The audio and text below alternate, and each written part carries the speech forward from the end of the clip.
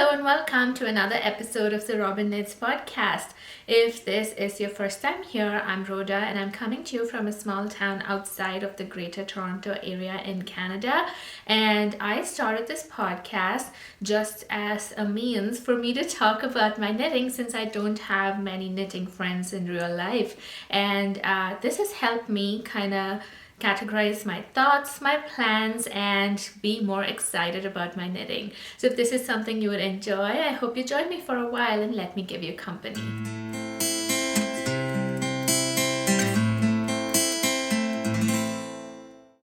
It's been a bit since I last recorded. When I say a bit, it's been 2 weeks since I last recorded, and I have managed to complete a few things and I really want to talk about it. I'll start first with the finished object I am most excited about. This was a test knit, and this was a test knit for Atelier Caston.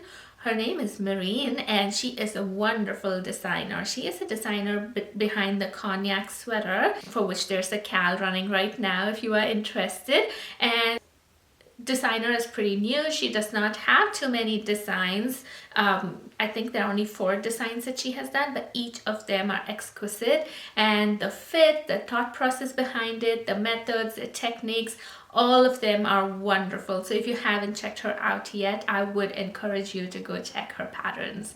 Now, I was able to test knit a sock design for her, and this is called the Bumpy Road sock.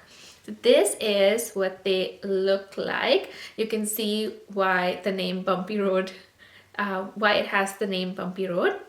This is a wonderful waffle texture kind of pattern, and it was a very quick knit. This was knit using worsted weight yarn. I used Knitpicks Wool of the Andes. Now I do know that it does not have nylon, so it might pill, it might felt, or it might have holes in it pretty soon.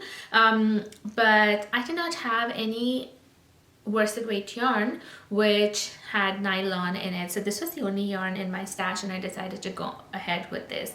I am thinking I do want to make other sock because this pattern was pretty fast, and so I do want to make a few other sock with this pattern, and I am thinking of holding mohair or suri alpaca. I'm thinking of holding either of those with some of my regular sock yarns and make a couple of other make more pairs of this sock because this is really fast. This was knit on 3.75 millimeter needles. The pattern has 3 sizes. The first 2 sizes are knit using the same needle size, which is 3.5, and the largest size is knit using a needle size 4. Now for me to meet gauge, I had to go up a needle size, so I went up to 3.75 and I knit the size medium. After I finished this, however, I knit the size large, and I knit that for Sam. I think he's currently wearing it. I finished knitting it, I gave it to him to try it, and he just put it on and has been wearing it since then. So I think he's wearing it, or I don't know if it's in the wash. I will find it and put pictures of it over here. But this is the lovely Bumpy Road sock. The pattern hasn't been released yet. I will of course let you know when the pattern is released, and I usually, when there's a pattern release and I've already done finished my project, I put it on my Instagram stories, and you could follow me on Instagram to just get an update, or you could follow the designer, better yet, and you could get an update as soon as she releases this pattern. The sock hasn't been something that I've enjoyed knitting ever. I have knit a couple of socks. One was, I think, the vanilla socks, and the other one was a pattern from, I think it was called the seashell sock. It was a pattern from a bunch of patterns. I'll put the name of the pattern here, and those were the only 2 patterns that I've ever knit, and those were fingering weight, knit on very tiny needles, and I didn't really enjoy the process, even though I don't mind knitting with magic loop. And so when it came to this pattern, I saw how quickly I could finish it, how easy the pattern was to memorize. It took me by surprise, and so as soon as I finished this, I cast on the other one, I finished it, and I decided to knit a few more of these socks just to get ahead for the gifting season. So by the time Christmas comes around, I would have enough pairs of socks to give as gifts, hand knit gifts for this year. Now this pattern is very clever. It is a toe up sock. So you start with a Judy's Magic cast on. First time I did it and I am taken by it. It is amazing. Every time I look at the toe, I don't know where I started, and it's amazing that a technique like that exists. So it was a toe up sock. It started from here, you knit halfway through the foot, and you have the textured pattern on one side. Like what I use magic needles, so I was using 2 needles. So needle 1 had the textured side and the needle 2 had the plain side.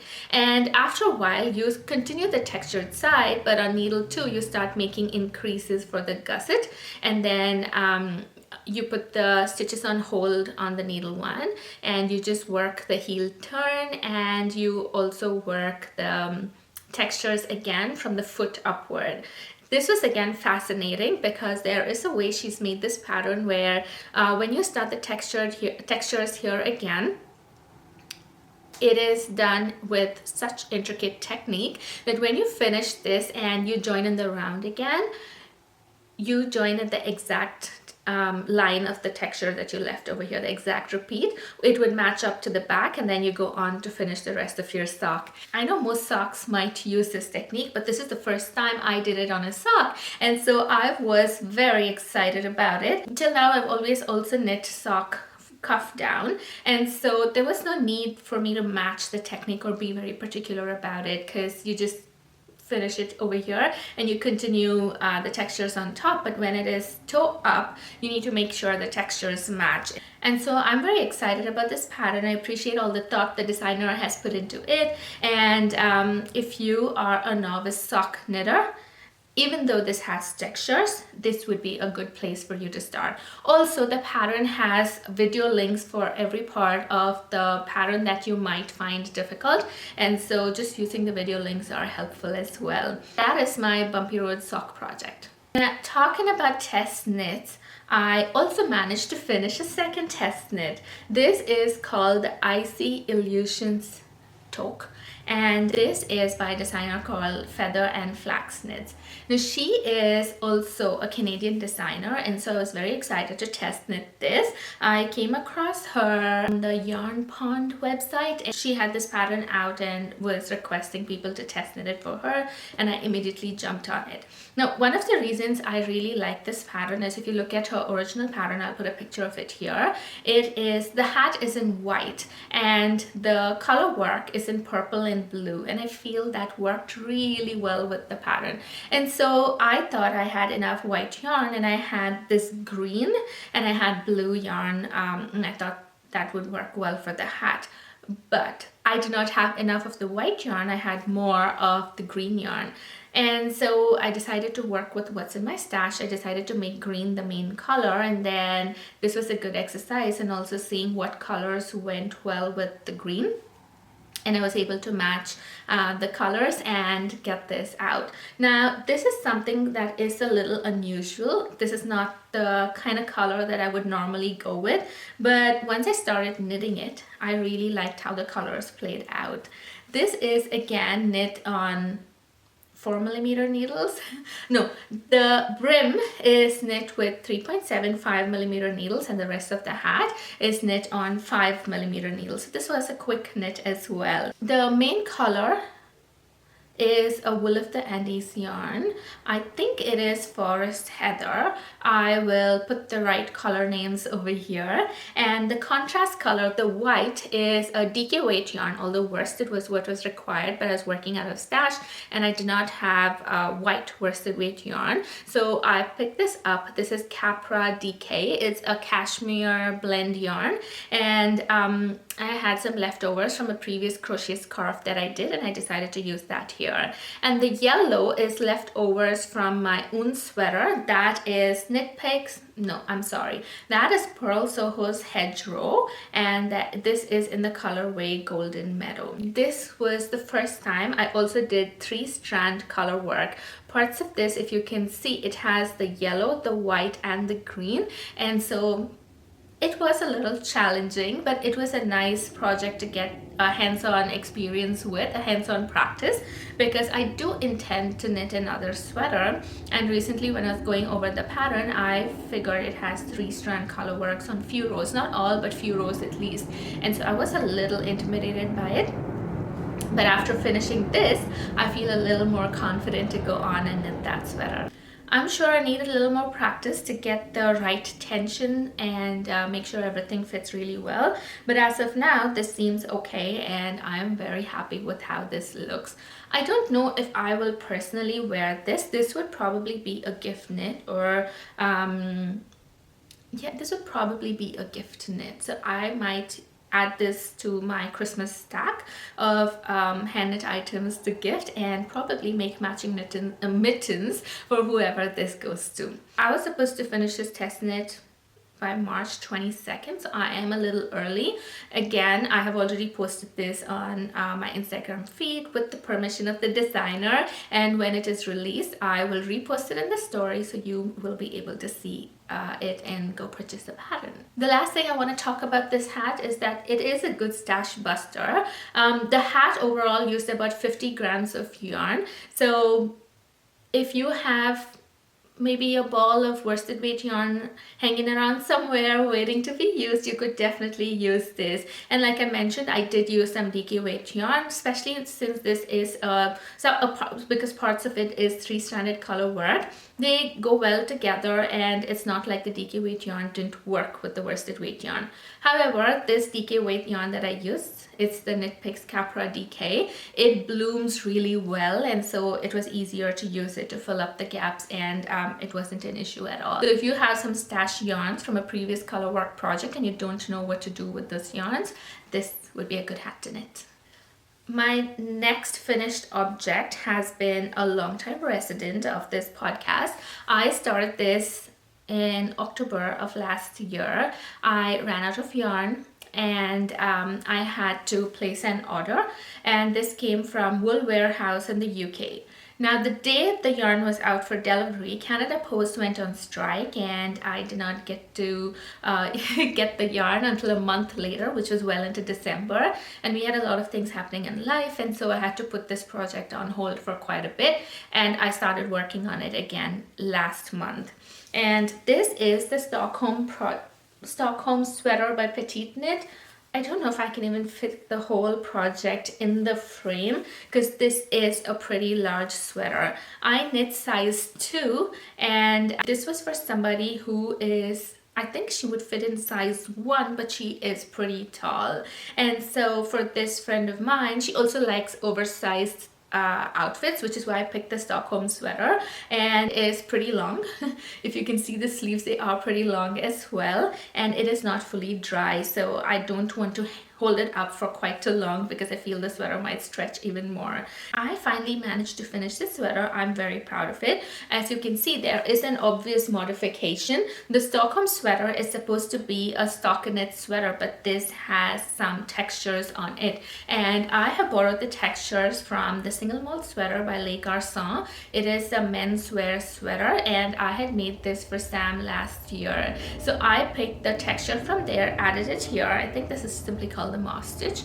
I will post pictures of the sweater here so you can see it better. I will be waiting for it to dry completely, and then weave in the ends, and this would be ready to be gifted to the recipient a couple of weeks from now is when I'll be seeing her, so she'll get it then.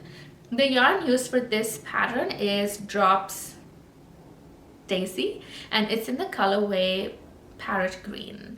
It is a bright green colorway, and this was the color requested by the recipient. I said I would make her a sweater, and so she sent a picture of the sweater. She the kind of sweater she wanted. The color was this parrot green, and it had textures on it, which is why, even though I had picked the Stockholm pattern for her, I decided to add the texture so it's close to what she requested.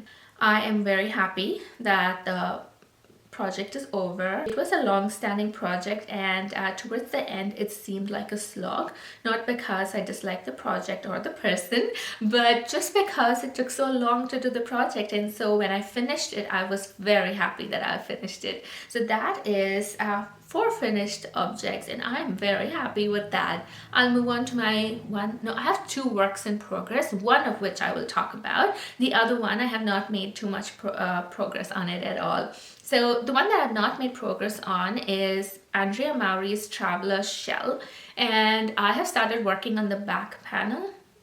I have stopped where the short rows are supposed to start, and because that needs a little more mental work, I have put that on hold. And I think I should find some time later this weekend to just sit down, look at the pattern and try and finish that, and at least join the front and back. There is a lot more to that pattern even after joining the front and back. There are pockets. I am still thinking about whether I want to add the pockets or not. And then there's the whole ribbing to go. That project is made using Purl Soho's linen quill, and the yarn is a beauty to work with. So I have been enjoying working on the project. I am not rushing myself. It is a fingering weight project using very tiny needles, and I'm just giving myself grace to work on it as and when I feel like it. Andrea Mowry also runs a knit along. I think it's called the March to May knit along, and basically people try to knit her patterns, but I'm just going to use this time to finish one of her patterns that has been a long-standing whip now.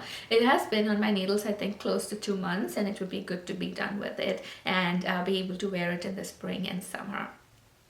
My next work in progress is the No Frills Sweater. This is again a gift knit. Now every time it is a gift knit, I always try and use petite knit patterns because I find the patterns reliable in general, and apart from it being reliable, there are so many projects on Ravelry, so if I want to ask a question or I have a doubt, I could probably contact somebody in that huge list of people who have knit her patterns, and I might probably get an answer. So I usually knit her patterns when it comes to gift knitting, but I think this is the last gift knit pattern I would have of hers for this year, and I'm branching out to some other designers. However, petite knit patterns are something that usually catches my attention. I like the simplicity of it, so maybe not this year because my list is pretty full, but for sometime next year I'm definitely looking at knitting some of her patterns. So this is where I am with the No Frills cardigan. Now the No Frills cardigan, if you know about it, it is supposed to be a really long cardigan. So I'm here right now, halfway towards the waist is where I am, and it's supposed to go way past the knee. It's almost an ankle length cardigan, but I'm going to knit it halfway between like a trench coat length is what I want to knit this at. I have about 5 hanks of this yarn. This is Knitpicks Muse, and this is the colorway Endurance Speckle. I got this on a sale a couple of years ago, not weeks, years ago, and I have about 5 hanks of this. If you look at how far I have come with this, I have used about 2 and about 1 and half a ball of yarn, and so I am thinking once I finish the second ball of yarn, I am going to put the body on hold, go ahead and finish the sleeves. Now once I finish the sleeves, I'm going to use all of the leftover yarn to finish the body of the cardigan. I do have a strict deadline for this. I'm knitting this for someone who has a special birthday, a special milestone birthday coming up this year, and so I have a sharp deadline, and this has to be finished, blocked and done by April 28th. So with this being a strict deadline, I have been committed to working on it, and I spend most of my time as of now trying to finish this. If I at least finish that second ball of yarn and get to 1 sleeve, I will feel a little more relaxed. But when I'm looking at the dates, the end date is not too far away, and so I'm a little worried about this. I'm going to try my best to put all of my attention to this while also trying to make room for other projects. So this has been like the TV knitting. I don't really need to look at this while knitting. It's just back and forth. Yes, it's knit flat, but that's all it is about. And if I could finish this before the end of this month, it would clear up my space to do a lot of other things. I do have a long list of spring knitting plans. I do want to get to that, and so if I can finish this before the end of this month, I will be a very happy person. So wish me luck. So that's all I have for my finished objects and my works in progress.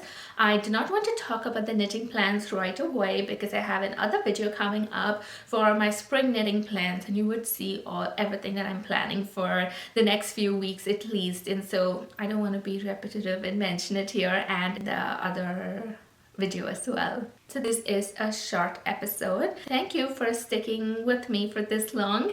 I hope you have a wonderful week and happy knitting.